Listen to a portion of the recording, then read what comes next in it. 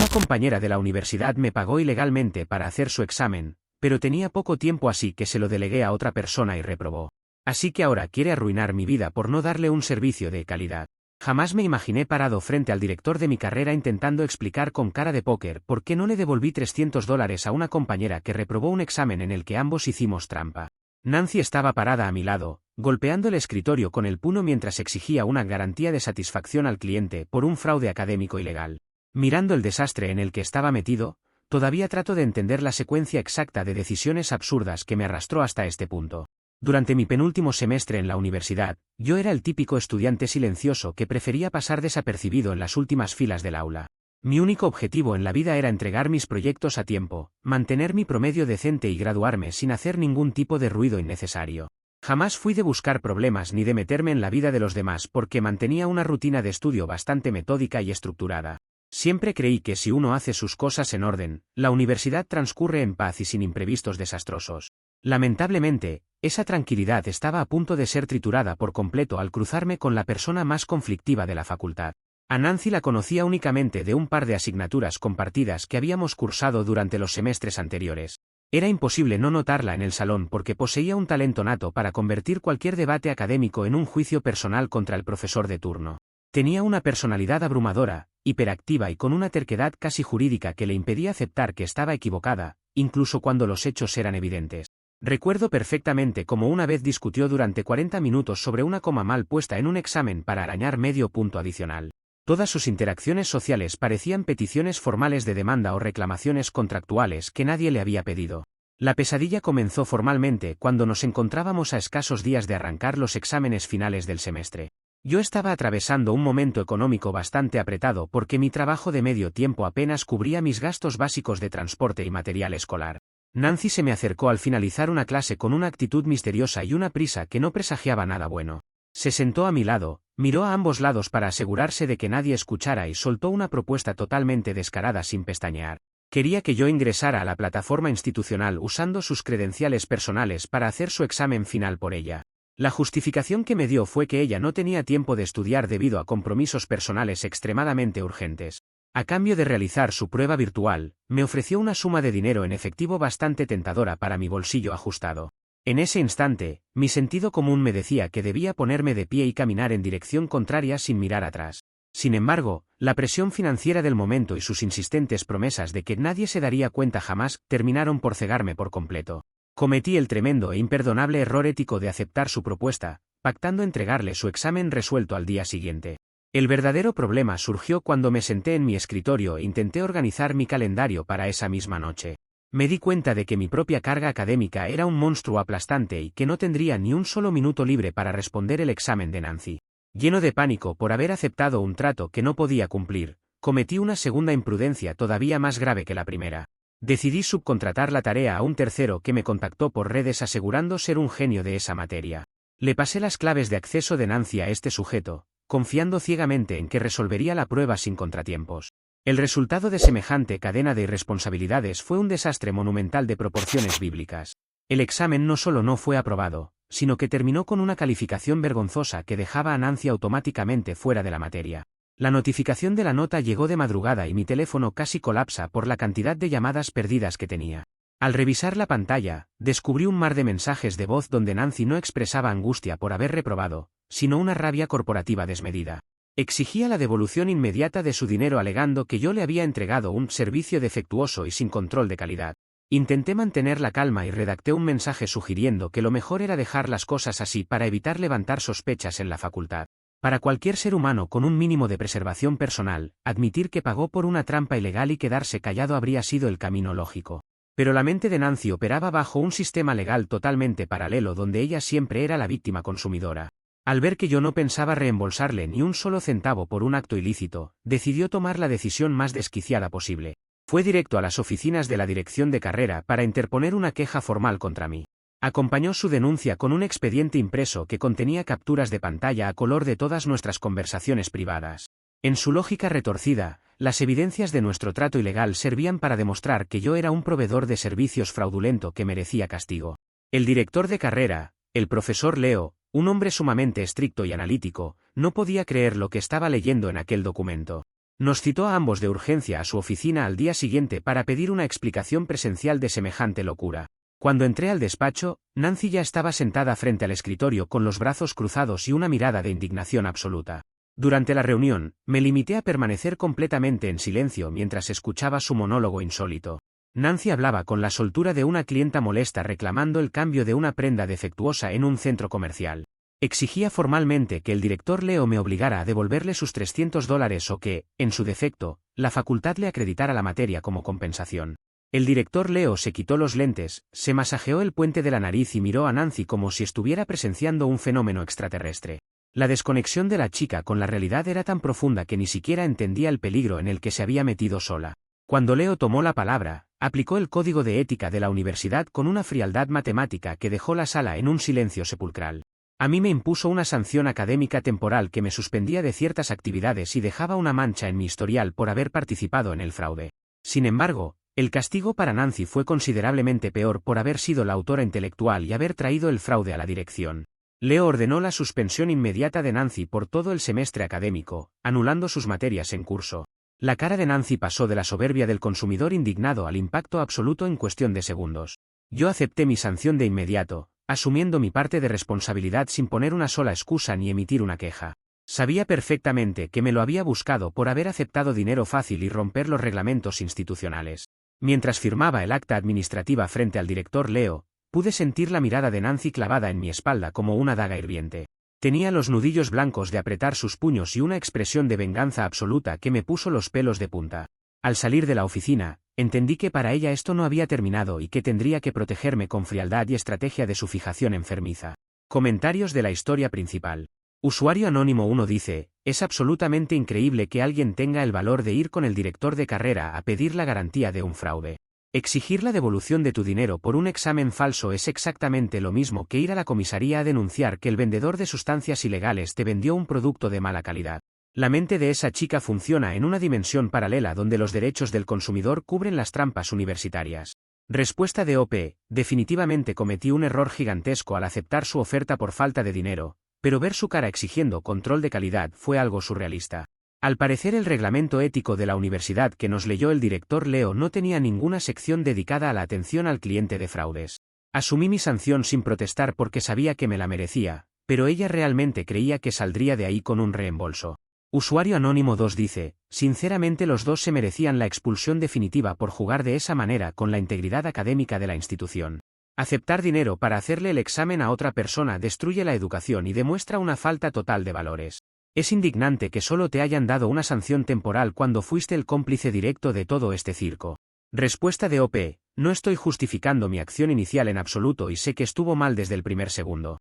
La gran diferencia es que yo asumí mi sanción formal con el director Leo callado, pagué mi castigo y no salí a llorar por los pasillos como si fuera una víctima. Cumplí con lo que me impuso la universidad sin montar ningún espectáculo para nadie. Actualización 1.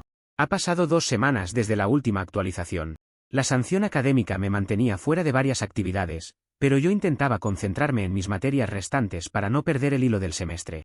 Pensé ingenuamente que el castigo impuesto por el director Leo habría servido para que Nancy reflexionara sobre las consecuencias de sus actos. Sin embargo, la calma duró muy poco tiempo en el campus universitario. Un martes por la mañana, al llegar al edificio principal, me encontré con una multitud de estudiantes aglomerados cerca de la administración. La comedia caótica de Nancy había escalado a un nivel público que superaba cualquier ficción. Nancy había llevado su delirio al extremo absoluto al encadenarse físicamente a las puertas de la oficina del director Leo. Utilizó un candado grueso de bicicleta y una cadena de acero para sujetarse de los barrotes de acceso principal. A su lado descansaban 3 pancartas gigantescas hechas a mano con cartulinas de colores y letras fosforescentes. Los letreros exigían en mayúsculas que yo debía pagar de mi bolsillo su matrícula universitaria completa por daños y perjuicios.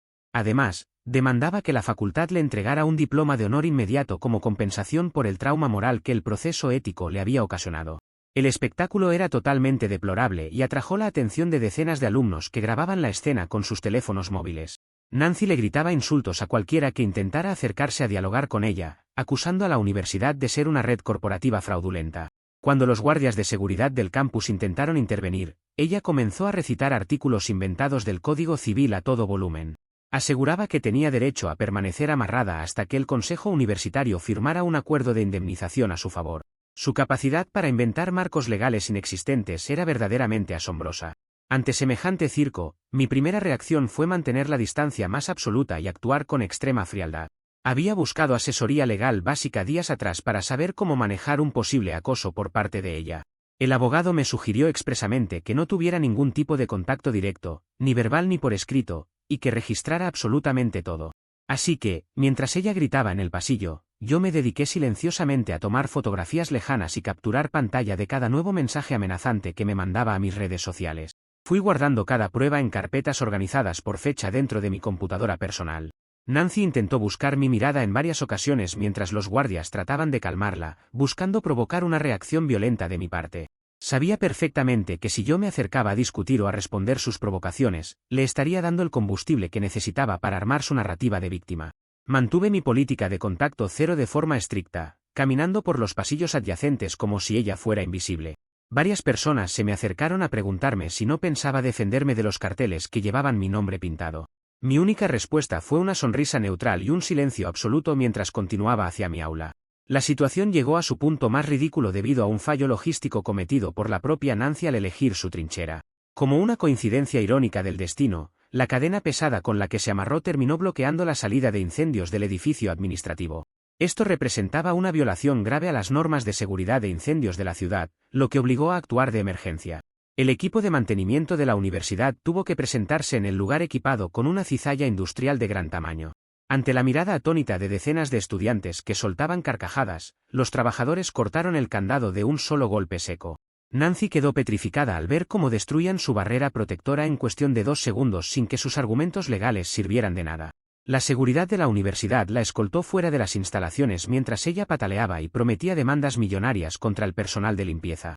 El pasillo quedó finalmente despejado, pero los vídeos de ella amarrada con el cartel del diploma de honor ya circulaban por todos los grupos de chat de la facultad.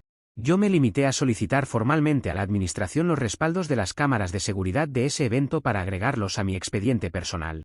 Sabía que esta no sería su última locura y necesitaba estar preparado para lo que viniera. Las consecuencias de su manifestación no tardaron en llegar para empeorar aún más su reputación en el campus. El departamento jurídico de la universidad le envió una advertencia formal prohibiéndole el ingreso a las instalaciones durante el tiempo que durara su suspensión.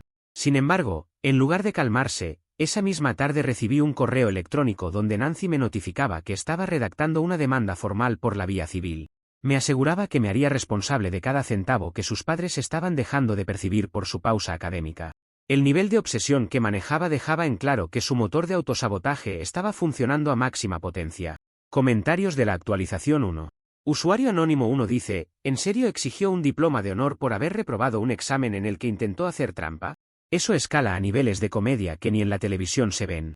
Me da curiosidad saber qué palabras exactas utilizó en las pancartas porque requiere un nivel de delirio gigante salir a la calle con un cartel así. Respuesta de OP, escribió con un plumón rojo gigante, exijo diploma de honor por daños morales y restitución de matrícula por fraude de servicio. La lógica que maneja esta chica opera en una galaxia completamente diferente a la nuestra. Lo peor es que estaba convencida de que los guardias de seguridad le darían la razón al leer su pancarta. Usuario anónimo 2 dice, es demasiado casualidad que justo se haya amarrado a la puerta que bloqueaba la salida de incendios para que llamaran a mantenimiento. Para mí que tú sabías perfectamente que esa puerta era una zona restringida y calculaste todo para que el equipo de seguridad la humillara frente a todo el campus. Acepta que armaste la trampa para que cortaran sus cadenas. Respuesta de OP, no necesité mover un solo dedo ni planear nada extraordinario porque ella solita eligió la peor puerta posible para encadenarse. Simplemente me dediqué a observar la escena desde lejos mientras recopilaba los vídeos para mi archivo personal. Cuando la necedad de una persona es tan grande, el destino suele encargarse del resto de los detalles. Actualización 2. Ha pasado 2 meses desde la última actualización. Las aguas en la facultad parecían haberse enfriado un poco gracias a la prohibición de entrada que pesaba sobre ella. Pero yo sabía que Nancy no se quedaría de brazos cruzados. El golpe que ella consideraba definitivo llegó en forma de una citación oficial en mi buzón de correo. Nancy había acudido a la comisaría local para interponer una denuncia penal en mi contra por el supuesto delito de estafa. Me citaron a una audiencia de mediación previa para intentar resolver el conflicto antes de elevar el caso a instancias judiciales mayores. El día de la cita me presenté en la delegación policial acompañado de una carpeta rígida que contenía meses de pruebas documentadas pacientemente. Nancy llegó luciendo un traje formal, portando una maleta llena de hojas impresas y con la actitud de un fiscal estrella a punto de ganar el juicio del siglo. El oficial de policía a cargo de la mediación nos pidió que tomáramos asiento y le permitió a ella exponer sus puntos iniciales. Nancy habló durante 15 minutos seguidos, usando términos jurídicos sacados de series de televisión para argumentar que yo le había robado dinero al no entregar un examen aprobado. Cuando me tocó el turno de hablar, mantuve la voz calmada y ejecuté la primera parte de mi contraofensiva estratégica. Abrí mi carpeta y le entregué al oficial de policía la impresión de los registros de chat completos y verificados que nunca antes había mostrado. Revelé ante la mesa que yo jamás me había conectado a la plataforma para rendir ese examen en particular. Expliqué que le cedí las credenciales a un tercero que me contactó por privado, nada más y nada menos que el exnovio de la propia Nancy. Este chico se había enterado del favor que ella buscaba y se ofreció a hacer la prueba solo para reprobarla a propósito como venganza por una ruptura violenta semanas atrás. Yo había descubierto esta verdad amarga semanas después de la sanción académica al revisar detenidamente las direcciones IP y las conversaciones cruzadas con el sujeto. El exnovio me engañó asegurando que era un experto en la materia, pero su único objetivo real era arruinarle el promedio a Nancy desde mi cuenta. Esperaba sinceramente que al revelar semejante entramado de despecho y manipulación dentro de la sala, Nancy por fin abriera los ojos y entendiera la ridiculez de la situación. Pensé que redirigiría su furia contra su expareja o que al menos sentiría algo de vergüenza por haber sido víctima de una venganza personal ajena. Sin embargo, la mente de la necia litigante volvió a sobrepasar los límites de cualquier lógica humana conocida. Nancy escuchó la revelación sobre su exnovio, parpadeó 2 veces, desestimó por completo la traición de su expareja y se giró hacia mí con más rabia. Ignoró el sabotaje deliberado y le exigió airadamente al policía que me procesara a mí de inmediato por una violación grave de los derechos de subcontratación no autorizada. Argumentó que, como cliente, ella no había autorizado que su contrato de trampa fuera cedido a un tercero, por lo que el delito de estafa se mantenía vigente contra mi persona. El oficial de policía que presidía la mesa se quedó mirando a Nancy con una mezcla de desconcierto, cansancio y una profunda incredulidad. Intentó explicarle con manzanas que no se podía estructurar una denuncia por incumplimiento de contrato cuando la base del acuerdo era un acto ilegal de fraude académico. La ley no protege las transacciones donde ambas partes están cometiendo un delito administrativo o una falta ética institucional. Le aclaró de forma contundente que la policía no estaba para resolver disputas de calidad de servicio de trampas universitarias fallidas. Ante la rotunda negativa del oficial, Nancy comenzó a elevar la voz, acusando al funcionario policial de incompetencia profesional y de estar vendido a mi favor. Exigió hablar con el comisario principal mientras golpeaba la mesa con sus hojas impresas y amenazaba con llevar el caso a los medios de comunicación. El oficial, visiblemente agotado por la actitud histérica de la chica, tomó su sello oficial y desestimó la denuncia penal de inmediato por una absoluta falta de sustento legal. Firmó la orden de cierre de expediente y le pidió a Nancy que abandonara el recinto antes de que la detuvieran por alteración del orden.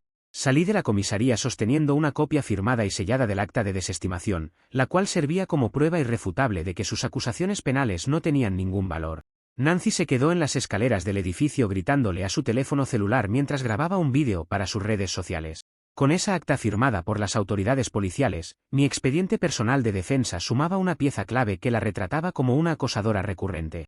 Sabía que su orgullo herido no la dejaría quedarse tranquila, pero yo ya tenía un marco legal oficial que me respaldaba por completo. Comentarios de la actualización 2. Usuario anónimo 1 dice, lo del exnovio metiéndose de encubierto para reprobarle el examen a propósito como venganza por la ruptura es el giro más cinematográfico que he leído en mucho tiempo. Es increíble el nivel de despecho universitario que manejaba ese sujeto para tomarse el tiempo de responder todo mal solo para perjudicarla. Se nota que esa chica deja un rastro de caos por donde sea que pasa. Respuesta de OP, ni siquiera yo sabía la dimensión del despecho de ese chico cuando me ofreció su ayuda por mensaje privado. Me entregó capturas de sus notas anteriores asegurando que le sacaría un 100 perfecto en la prueba y yo le creí tontamente por andar apurado. Al final resultó ser un ajuste de cuentas entre ellos dos en el que terminé metido por confiado. Usuario anónimo 2 dice, apuesto lo que sea a que el policía que los atendió tuvo que hacer un esfuerzo sobrehumano para no soltar la carcajada cuando ella mencionó los derechos de subcontratación no autorizada. Es que no hay forma de escuchar eso en una comisaría real y mantener la compostura. De verdad el oficial no se rió en su cara. Respuesta de OP. Tuvo que toser fuertemente y llevarse la mano a la boca 2 veces para disimular la carcajada antes de poder plasmar la firma oficial en el documento. La mirada de complicidad que me dio el policía mientras sellaba la desestimación lo dijo absolutamente todo. Nadie en esa sala podía creer los términos jurídicos inventados que salían de su boca. Actualización 3. Ha pasado 5 meses desde la última actualización. Durante este tiempo, mi sanción académica terminó, permitiéndome regresar progresivamente a mis actividades habituales con un perfil extremadamente bajo. Por su parte, la fijación de Nancy no hizo más que alimentarse de sus reiterados fracasos legales y administrativos. La necia litigante decidió jugarse su última carta en el sistema judicial civil, interponiendo una demanda en un juzgado de pequeñas causas. Sostenía su petición económica en un supuesto contrato de prestación de servicios que ella misma había redactado a mano meses atrás. Llegué a la audiencia judicial impecablemente preparado, acompañado por un abogado que contraté gracias al respaldo financiero de mi familia, quienes ya estaban al tanto de todo el acoso. Nancy se presentó a la sala de audiencias acompañada por sus padres, cargando un proyector portátil, una pantalla enrollable y un megáfono pequeño bajo el brazo. La escena parecía sacada de una comedia absurda antes de que el juez siquiera hiciera su ingreso al recinto. Mi abogado me susurró al oído que nos mantuviéramos absolutamente serios y dejáramos que ella hiciera su espectáculo sin interrupciones. Cuando el juez dio inicio a la sesión, Nancy solicitó permiso para realizar una presentación visual detallada de su caso. Instaló el proyector en mitad de la sala y proyectó una serie de diapositivas donde intentaba argumentar por qué las leyes de protección al consumidor debían aplicarse a la compraventa de exámenes. Utilizó gráficos circulares para mostrar la pérdida de valor de su inversión y citó artículos de la Ley de Comercio para exigir la restitución de su dinero más intereses acumulados. La audacia de presentar diapositivas para justificar un fraude académico dejó al juez completamente atónito. Mi abogado ni siquiera tuvo que despeinarse para desarmar semejante castillo de naipes en su turno de palabra. Se limitó a ponerse de pie, caminar hacia el estrado y entregarle al juez un legajo perfectamente ordenado. El documento contenía la resolución del Comité de Ética Universitario, el acta firmada por la policía y el historial completo de mensajes de acoso. Mi defensor solicitó la desestimación inmediata de la demanda invocando el principio jurídico fundamental de que un contrato que tiene un objeto ilícito carece de toda validez legal. El juez leyó detenidamente los documentos entregados por mi abogado mientras la cara de Nancy comenzaba a mudarse de color. Cuando el magistrado tomó la palabra para explicarle a Nancy que no podía demandar el incumplimiento de una trampa ilegal, ella perdió por completo el control. Comenzó a interrumpir al juez a gritos, usando su megáfono dentro de la sala para tapar la voz de la autoridad judicial. Acusó al juez en su propia cara de ser parte de una red de complicidad institucional diseñada para oprimir sus derechos como cliente. El juez, totalmente exhausto tras ser interrumpido repetidamente y viendo la falta de respeto absoluta a la majestad de la ley, perdió la paciencia. Golpeó el mazo con fuerza sobre la mesa y mandó a llamar a los guardias de la sala para restablecer el orden de inmediato. En el acto, desestimó la demanda civil con perjuicio, prohibiéndole presentar la misma acción en el futuro. Además, le impuso a Nancy una fuerte multa económica por desacato a la autoridad y conducta temeraria durante el proceso judicial. Nancy salió de la sala custodiada por los guardias de seguridad, mientras sus propios padres se cubrían el rostro de la vergüenza ajena que estaban pasando. Las lágrimas de rabia de la chica eran evidentes, pero eran el resultado directo de su propia incapacidad para aceptar que la ley no cubre sus caprichos. Mi estrategia de mantener la calma, documentar cada movimiento y dejar que su propia soberbia cavara su fosa había funcionado a la perfección. La necedad de Nancy la había llevado a recibir una sanción judicial que afectaría directamente el bolsillo de su familia. Recogí mis documentos con total tranquilidad, le agradecí a mi abogado por su impecable trabajo y salí del juzgado con una sensación de alivio indescriptible. Sabía que este golpe en el ámbito judicial civil era una grieta irreparable en su narrativa de víctima invencible. La evidencia de su acoso y sus locuras estaba ahora respaldada por una sentencia firme de un tribunal del Estado. Con esta victoria legal en la mano, estaba listo para presentar el expediente definitivo ante las autoridades de la universidad para cerrar esta historia de una vez por todas. Comentarios de la actualización 3. Usuario Anónimo 1 dice, hacer una presentación de PowerPoint en Comic Sans frente a un juez de la República para defender la compra de un examen falso es el pico absoluto de esta historia. Me imagino la cara del juez viendo los gráficos circulares sobre la pérdida de inversión en una trampa académica. Esa chica habita un plano de la realidad que la ciencia todavía no ha podido explicar. Respuesta de OP. Lo de la tipografía Comic Sans en sus diapositivas sobre derechos del consumidor de fraudes fue el detalle que casi hace que mi abogado pierda la compostura. Realmente diseñó un gráfico de barras para mostrar cómo mi falta de control de calidad afectó su patrimonio personal. Fue la presentación más surrealista que se haya visto en ese juzgado. Usuario Anónimo 2 dice, tengo serias dudas de que esto sea real porque nadie en su sano juicio gastaría dinero en un abogado y llevaría un megáfono a un juzgado civil solo por un examen reprobado. Esto suena demasiado exagerado para ser verdad. Ningún juez impondría una multa por desacato solo por una discusión sobre un contrato casero. Respuesta de OP. El desacato no fue por el contrato casero, sino por encender un megáfono dentro de la sala y gritarle al juez que era un corrupto vendido cuando le rechazaron la demanda. El concepto de sanción por desacato existe precisamente para castigar ese tipo de falta de respeto en los tribunales. Ojalá fuera inventado, pero las multas que le tocará pagar a su familia son 100% reales. Actualización 4. Ha pasado un año desde la última actualización. Las aguas finalmente se han asentado por completo en mi vida y la pesadilla que comenzó con un simple examen reprobado ha llegado a su inevitable conclusión. Tras la vergonzosa resolución del juzgado de pequeñas causas y la multa impuesta por desacato, procedí a entregar el expediente judicial completo ante el Consejo Universitario. Con el respaldo de las sentencias oficiales que demostraban un acoso encarnizado y sistemático, mi caso fue revisado minuciosamente por las autoridades académicas de la institución. El Comité de Ética Universitaria evaluó detenidamente la montaña de evidencias, incluyendo los intentos de extorsión, el bloqueo de la salida de incendios y las demandas infundadas. El comportamiento de Nancy no solo había violado el reglamento interno, sino que había arrastrado el nombre de la universidad a escándalos públicos lamentables. Ante la gravedad de sus acciones acumuladas y sus constantes faltas de respeto hacia el director Leo, el Consejo Académico tomó una decisión categórica. Votaron por unanimidad la expulsión definitiva e irrevocable de Nancy de la institución, revocando cualquier posibilidad de reintegro futuro. Por mi parte, el Comité de Ética determinó que yo ya había cumplido con la totalidad de mi sanción administrativa de manera impecable y sin generar ningún conflicto. Reconocieron que, aunque cometí un error inicial al aceptar el trato, fui víctima de una persecución enfermiza y desproporcionada. Logré limpiar mi expediente académico, retomar mis asignaturas pendientes con la máxima dedicación y mantener un promedio sobresaliente durante los últimos semestres. Hace un par de meses, caminé por el auditorio principal para recibir mi título universitario, graduándome con honores frente a mis profesores y mi familia. El destino de Nancy, por otro lado, tomó un rumbo completamente trágico pero totalmente merecido por su propia necedad. La combinación de las multas judiciales, los honorarios de los abogados que intentaron defenderla y los costos administrativos agotaron por completo los ahorros de sus padres. Incapaz de ser admitida en ninguna universidad seria de la región debido a sus antecedentes disciplinarios, no le quedó más remedio que inscribirse en un instituto no acreditado de educación en línea. Es el único lugar que aceptó su inscripción sin revisar su historial académico previo. Hoy en día, me entero por antiguos compañeros de clase de que Nancy mantiene una presencia activa y delirante en redes sociales.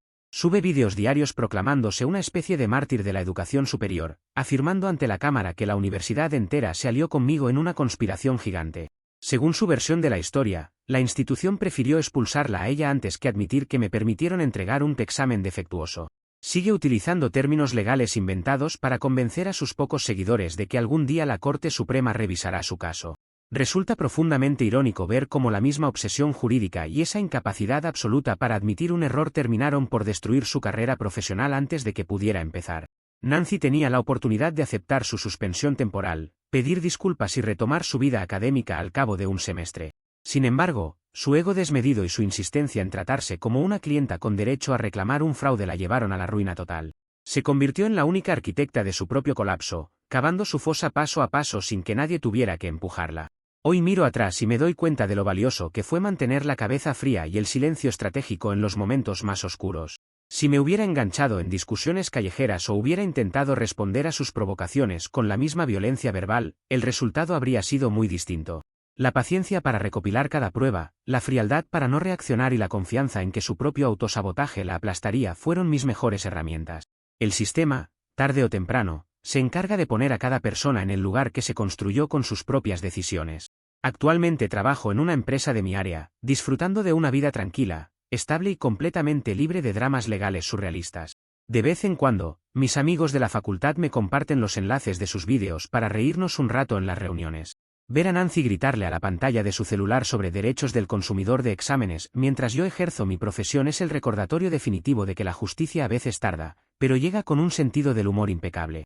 La lección quedó aprendida para siempre, el dinero fácil sale caro, pero la necedad absoluta se paga con el futuro entero.